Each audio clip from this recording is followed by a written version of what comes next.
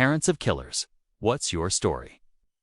My 15-year-old daughter, Beth, was the kid every parent hopes for. Honor roll every semester, never missed curfew, always had her nose buried in some book. She wanted to be a journalist. Said she was going to change the world with her writing. I found notebooks everywhere in her room filled with stories and random thoughts. I thought it was sweet. It started junior year when this kid Ryan started picking on her. Not just regular teasing either.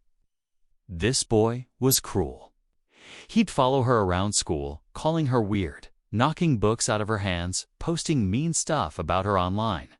The worst part was when he stood up in the cafeteria and announced to everyone that Beth still wore training brass and probably never kissed anyone. Beth came home crying that day, begged me to let her transfer schools, said she couldn't take it anymore. I marched straight to that principal's office the next morning, ready to raise hell. But they basically brushed me off, said kids will be kids, that Ryan was just going through a tough time at home. They promised to talk to him, but nothing changed. For weeks, Beth barely ate. She'd come home and go straight to her room. I could hear her crying through the walls some nights. I tried everything. Offered to homeschool her, suggested self-defense classes, even called Ryan's parents myself. Nothing worked. Then suddenly, around November, Beth seemed better. She was eating again, talking more at dinner. I figured maybe the bullying had stopped or she was just learning to ignore it. I was so relieved to see my daughter smiling again.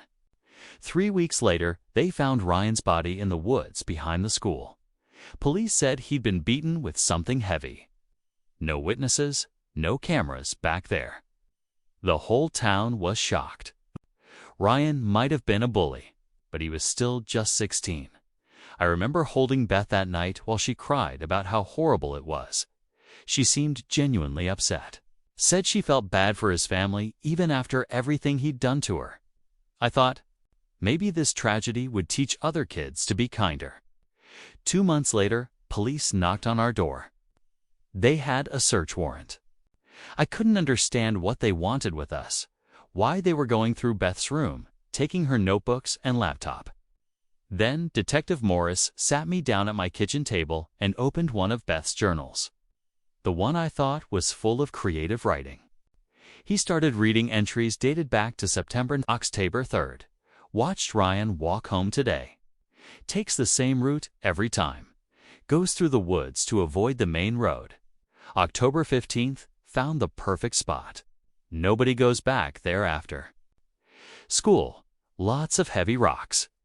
October 22nd, did a practice run. Timed everything. Need to make sure he's alone. November 8th, today's the day. Been planning this for weeks. He deserves what's coming.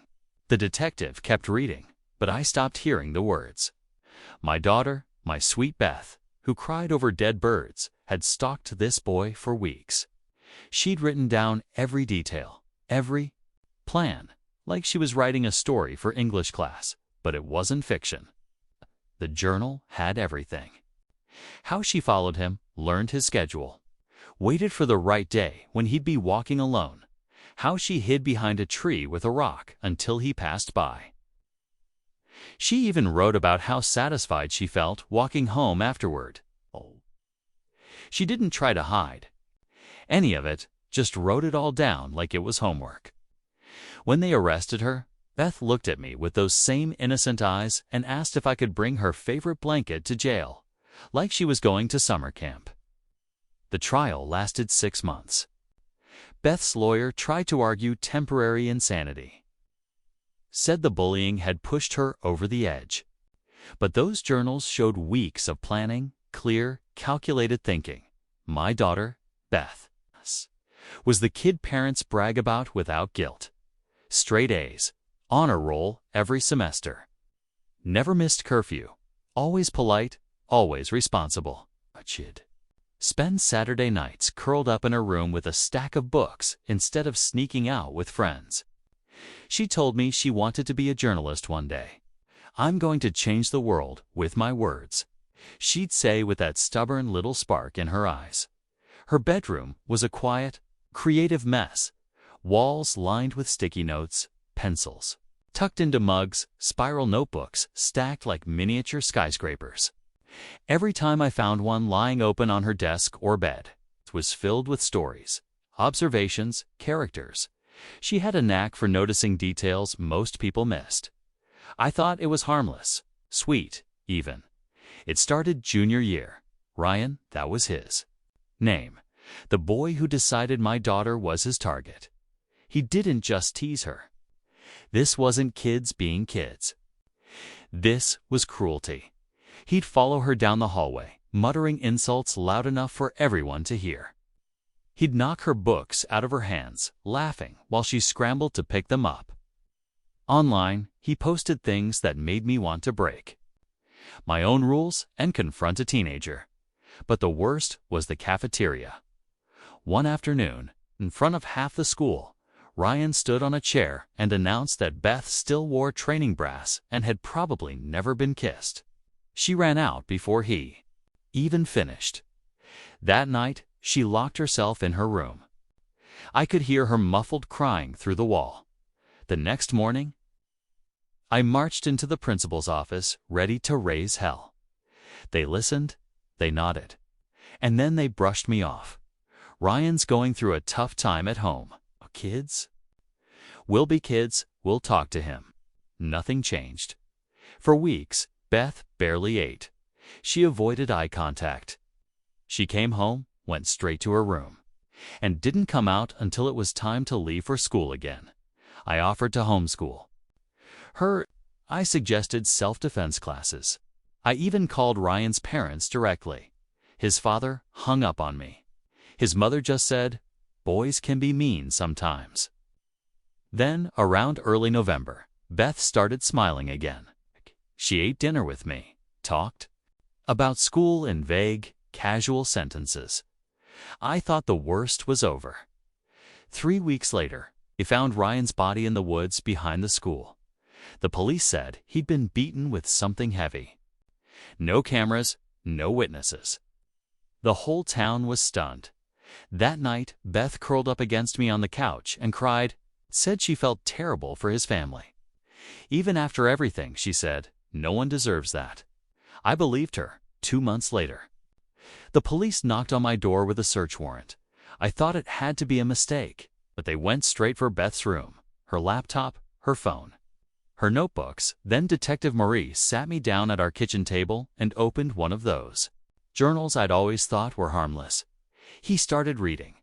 October 3rd, watched Ryan walk home today. Same route every time.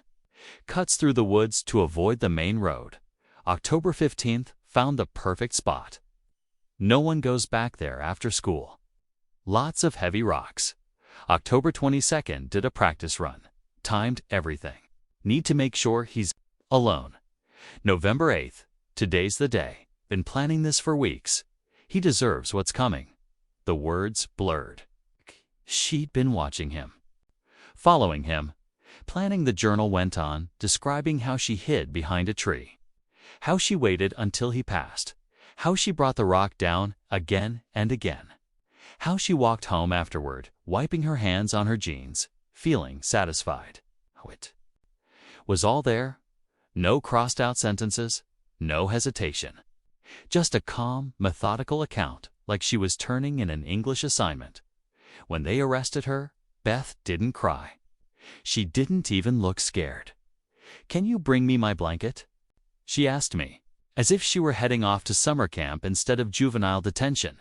The trial lasted 6 months. Her lawyer argued temporary insanity, said the bullying had pushed her past her breaking point. But the journals told a different story. Every entry was calculated. Every step was thought out. The jury didn't take long. When they read the verdict, Beth looked at me the way she always had, like I was supposed to understand her better than anyone. But the truth was, in that moment, I wasn't sure I knew her at all. Story 2 for days. Before my cousin's farewell dinner, I paid $6,400 to help her move abroad. Then I got a text. You're not invited to her farewell dinner. It's more of a family thing, my mom said. Why are you making this awkward? So, I didn't.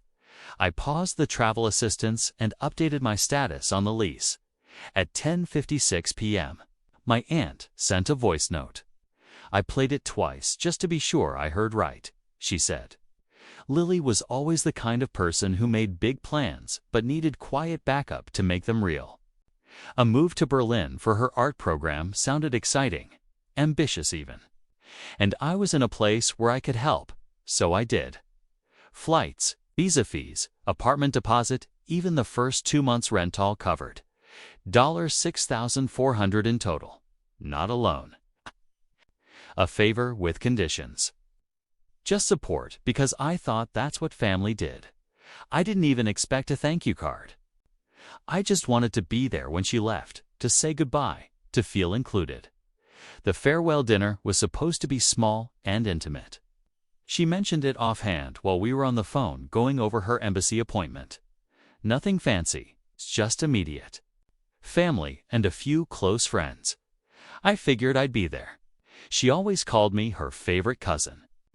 I helped her with her resume. I read every grant letter she wrote. I bought her groceries during her last finals week. But at 3:42 p.m., the day before the dinner, I got a text from her mom, my Aunt Claire. Hey, just a heads up we're keeping. The dinner, super tight. More of a family thing. Hope you understand. At first, I stared at the message, thinking maybe I'd misread it. Then the logic hit. More of a family thing. I wasn't family enough. No call, no explanation.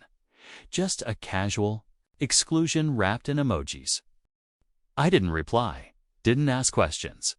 I just sat on my couch, opened my banking app, and froze the international transfer account I'd set up for her living expenses.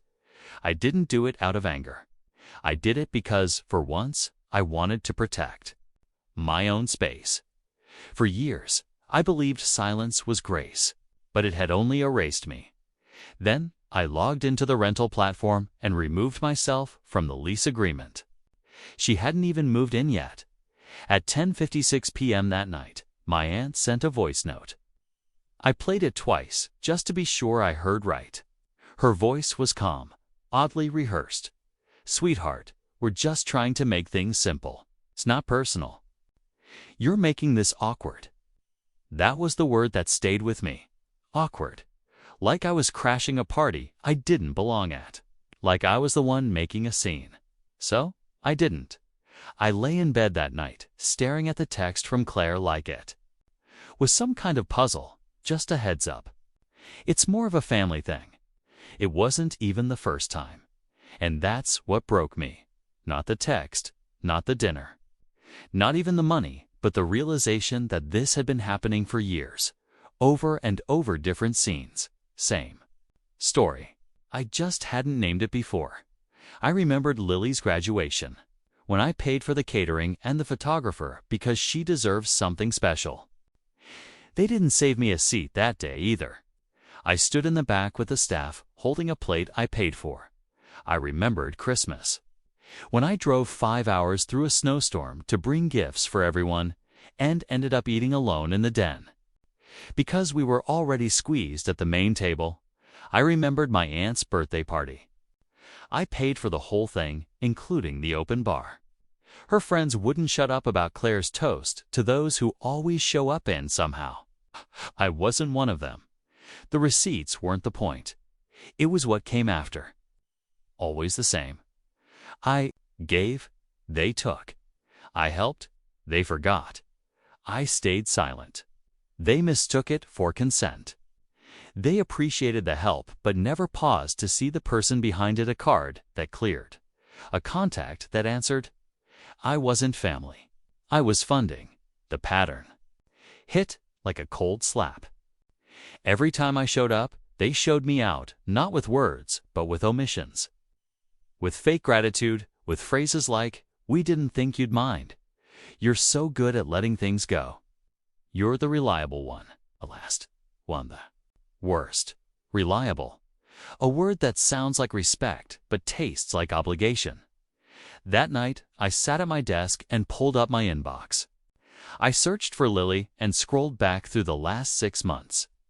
47 emails, flight confirmations, deposits, lease co-signature forms, visa appointment checklists, Amazon receipts for outlet adapters and allergy meds, and overpriced suitcases. 47 examples of me showing up.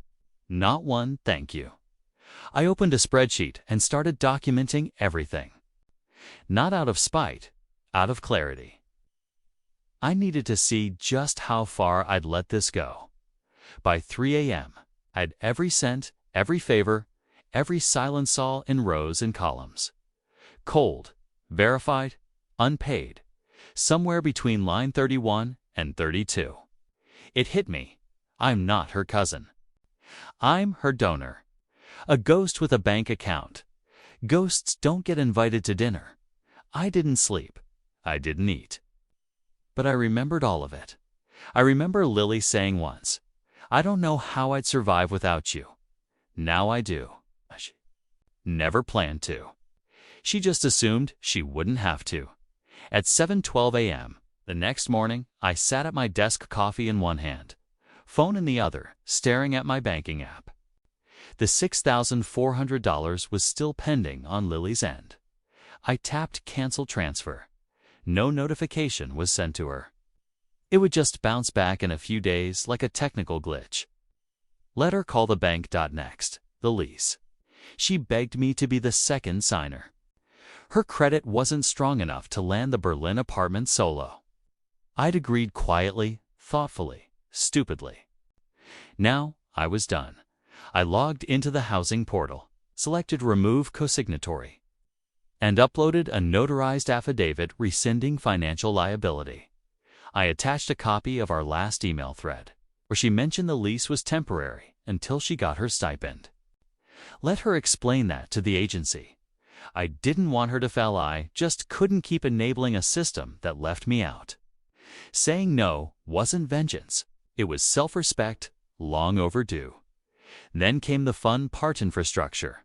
Lily had used my CloudDog plan for all her move-related documentation, embassy scans, student forms, even her new ID. I was the admin. She never asked why the bill didn't hit her card. I logged in, paused her access, moved all files into a private folder labeled pending. Not deleted, just inaccessible. Then I switched to our shared Dropbox. That one held her art portfolio, the one she sent to her scholarship committee, the one I formatted, edited, and organized while she bragged that she didn't believe in digital systems. I removed her login and changed the password. She'd see it as a glitch at first, maybe even call me for help. That made me laugh. Not a joyful laugh, the kind you let out when you realize the magician never really had a rabbit. Just the use. Then the software license, Adobe Creative Suite, my business account. She'd been using it for free for 2 years. I deactivated her seat with one click. She'd now manage her tools independently. Then came the travel card, the one I'd set up for her emergency use only. She used it for Uber's food deliveries. Even a 2-night hotel stay in Amsterdam with a friend she never introduced. I'd seen the receipts. I just never said anything. I called the card company, cancel supplementary user. Effective immediately. I didn't leave a balance. I didn't make a scene. Just shut the door. Finally, the email. She had a Gmail alias. I helped her create one tied to my Google Workspace. That one was brutal. I knew it cut the deepest. I revoked it instantly. The email address tied to her university registration, scholarship account, and residency visa was disabled. She'd realize it soon enough. It wasn't personal. It was clarity. It was accuracy. That line stayed with me. I'd spent so much time helping others that I forgot to check in with myself. What did I need? What was fair to me? I made a checklist. Everything she accessed, everything I funded, everything I maintained. Systematically severed. This wasn't emotional. This was resetting shared resources. By noon, The only thing she had left was the luggage I helped her pick and the memory of a cousin who used to say, yes, I didn't post anything online. Didn't text her back. I knew what was coming. The calls, the chaos, the stories. But I wasn't afraid of the fallout anymore. I was afraid of what I'd become if I didn't take action. At 2:24 p.m., I got the first text from Claire. Something's wrong with Lily's university login. Can you fix it? I didn't reply. At 3:47 p.m., Lily herself finally texted, Hey, my lease doc says it's been changed. Did you touch it?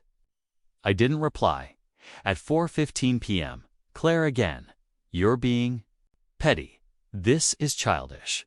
She's your cousin still. Nothing. By 6:30 p.m., I had 3 missed calls from Lily, 4 from my aunt, and 1 from a number I didn't recognize. Probably a friend of hers trying to act as mediator. Didn't matter. I'd built the system. They'd accessed it without respect. Now I was revoking access I had granted. One of my favorite lines in business is, if you're not paying for the product, you are the product. And I was done being sold at 9:02 p.m. I got a voice note from Claire again. This time, no emojis, no fake warmth, just clipped, rehearsed rage. I hope you understand the damage you've done. Lily is devastated. You made her feel abandoned. At a time when she needed support. Family doesn't do this. I played it twice, once to hear her words. Once to hear the absence of a single one. Thank you.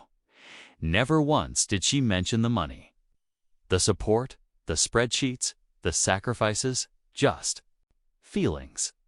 The ones they weaponized when the system stopped serving them, so. I archived the voice note and opened a new document titled, They Never Said Thank You. I knew that keeping a record wouldn't change the past. But it helped me see the pattern. I'd ignored the one where love had conditions, but gratitude didn't exist. Entry 1, $6,400. Entry 2, my silence. Entry 3, her seat at that dinner I was no longer invited. Now, they weren't either. Not to my life. Not to my labor. Not to the system they mistook for inheritance. By the time evening rolled in, my phone looked like a Battlefield 21 notifications stacked with missed calls, voicemails, texts, and escalation. It began quietly. Claire, in the group chat. He's ignoring us. This is so unnecessary. Lily sent a gift of a weeping puppy, a silent plea, a weapon. I left them on red. They were fishing for a reaction, any reaction. None came. At 8:47 p.m., call from an unknown number. A private investigator Lily hired to get my line reinstated. I let it ring out for 4 rings, then silence. At 9:15 p.m., Lily's friend, someone I barely knew, texted. She's emotionally overwhelmed. I typed nothing. Mom called, voice trembling. Why are you doing this? You're making it worse. We just want to talk. I hit ignore. I was done negotiating with a mob. Then came the group email. Subject line: urgent family discussion. Hours of drama condensed into paragraphs of accusation. Bullet points like violation of trust. You adjusted all shared access points. Accordingly, the situation caused emotional discomfort. Lily is traumatized. Demand: reinstate all accounts by tomorrow, 9 a.m., or we escalate. I opened the email, read through the guilt-laden rhetoric. We saved your half when you lost your job in 2019. You benefited from our generosity before. We just want what's fair. They position themselves as victims. Family denied fairness, demanded, and the subtext was clear. Compensation for emotional injury. I crafted a silent reply and archived. Nothing more. Late that night, 2 separate calls from Lily's lawyer. They wanted to discuss damages, emotional distress, loss of scholarship due to lost access. A lump sum. Their lawyer used formal language. This action has had serious ramifications. We Received a formal request to discuss the matter to restore Ms. Thompson's rights and recover damages. I didn't return the calls. I couldn't. This was no longer a family dispute. It had escalated to a calculated confrontation. Their request wasn't for reconciliation. It was for reimbursement. At 11:03 p.m., my mom texted, "He used to babysit. For free. Take him back, Lily. This is tearing us apart." I read it. I stared at it. Then I locked my phone. I knew their next step: emotional leverage. My old roles, the dependable helper. The fixer, were being weaponized to pull me back. Their escalation path: guilt trip. Remember 2019. Emotional manipulation. Lily is traumatized. Legal pressure. We're informed legal options were being considered. Family ostracism, group chat threats. Private investigator. Lawyer CONVO. It was a tactic, a pattern. Exactly the pattern I'd identified in Part 2. No pangs of guilt. No pressure to apologize. No rationalizing, because I realized nothing I had backtracked would restore the balance. Money, infrastructure. Access, those were gone. The only thing left on the table was agency, and that belonged solely to me. I remembered how they framed my generosity as lender status. I remembered them weaving my silence into consent now. They were forging silence into weaponry. That's power. But I didn't let them weaponize me. Back at midnight, I drafted a statement in my head. Short, fact-based. I supported Lily. That support is ended. No legal action warranted. I removed privileges granted at my discretion. Then I deleted it. No post, no text, no statement. Silence was my boundary. At 1 a.m., a final push-a-flood of texts marked urgent from extended relatives. I rarely talked to my cousin's roommate, even texted, "We feel so sorry. Are you okay?" It felt performative. Sympathy is surveillance. I didn't reply by 2 a.m. I was awake, sipping the last of the coffee, reviewing the events of the day. The infrastructure was clear: servers revoked, card canceled, lease removed, documents locked. Emotionally, I was unshaken. I wasn't angry. I wasn't broken. I was resolved, and I watched them roar. There were no sirens, no arrests, no fireworks, just a tidal wave of accusations and heartbreak. Signal Sol emanating from me, refusing to reply. At 3 a.m., I set my phone to Do Not Disturb. The night was mine. I fell into a heavy sleep. They brought noise. I offered none. That silence would speak volumes. Tomorrow. I always believe truth holds weight, not because it shouts, but because it doesn't yield. I didn't plan to go public. Not yet. After I froze the funds, removed the lease, revoked access, I thought silence would settle the storm. I could disappear. End this without a spectacle. But then Lily's lawyer messaged Claire's side, arguing my actions were malicious. Premeditated sabotage of a young woman's dream. Claire told relatives I had ruined her daughter's future out of spite. The story was being rewritten. They were rewriting it, and they expected me to sit there and let them. Silence felt comfortable. It felt safe, but I realized it had become dangerous. It was enabling them to drown out facts with emotion, spin kindness into cruelty, generosity into selfishness. If I didn't speak, the narrative would be taken so. I chose to speak, not to shout, not to rage, but to stand and be seen at once. At 8:03 a.m., opened my laptop, fingertips cold. I pulled every record: wire transfers, booking confirmations, billing statements. $3,200 to the landlord in Berlin, worded. With Lily's name, airline ticket purchase logged under my card. Adobe Creative Cloud invoice listing 3 seats. One tag to Lily's email, Dropbox logs time-stamping my removal of the Thompson folder. Cloud Doc admin page showing transfer and then withdrawal of permission. Then the text yesterday afternoon, Claire's words. It's more of a family thing. Screen capture, timestamp. No emojis. 30 minutes later, 8 screenshots. Cleanly cropped, anonymized where needed. Critical where it mattered. By 9:12 a.m. I had a folder titled The Receipts. No context, no editorial. No preamble, just the items that mattered. At 10:34 a.m., I logged into the platform where family was staging emotional theater. I typed 4. Transparency. I funded my cousin's relocation flights, visa fees, deposit. Essential housing costs total $6,400. I was removed from her farewell. Dinner via a text reading it's more of a family thing. In response, I froze the funds, revoked shared services, and stepped back.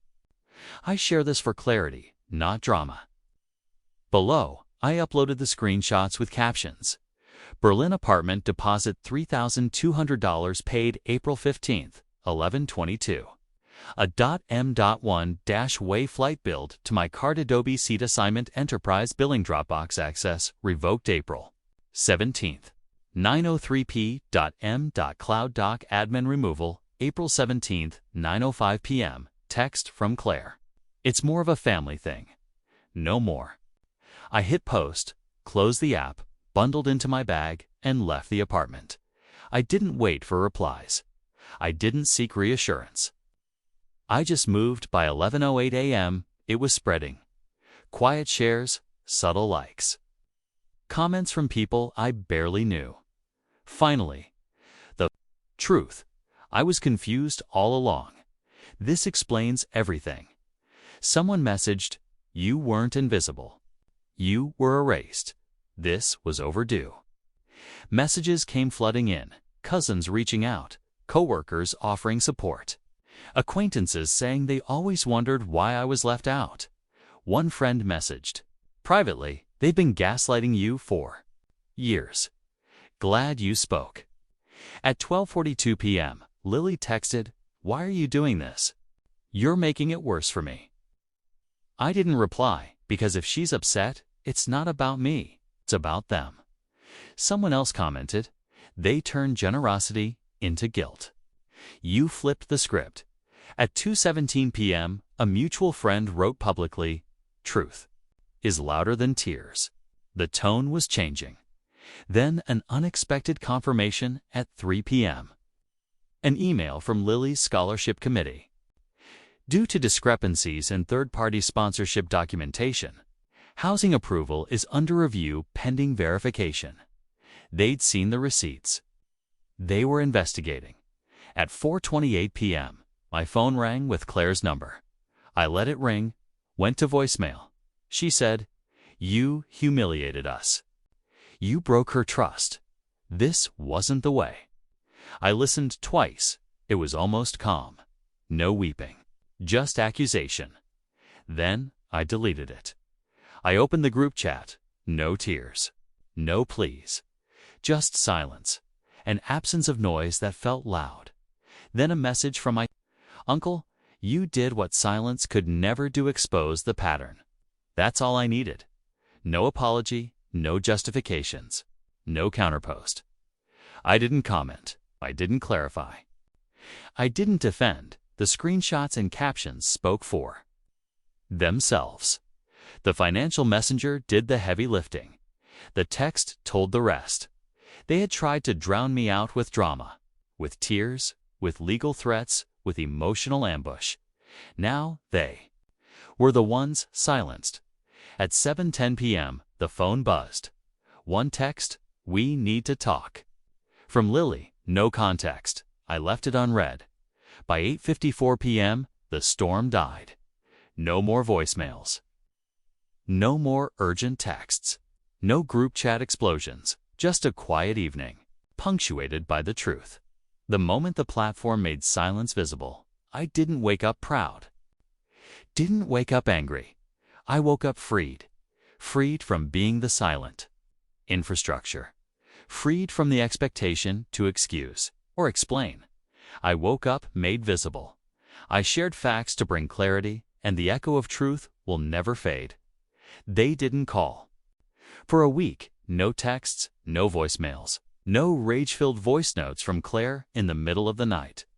For a moment, it felt like peace, but I knew better. Silence wasn't surrender, it was strategy, and sure enough, it came.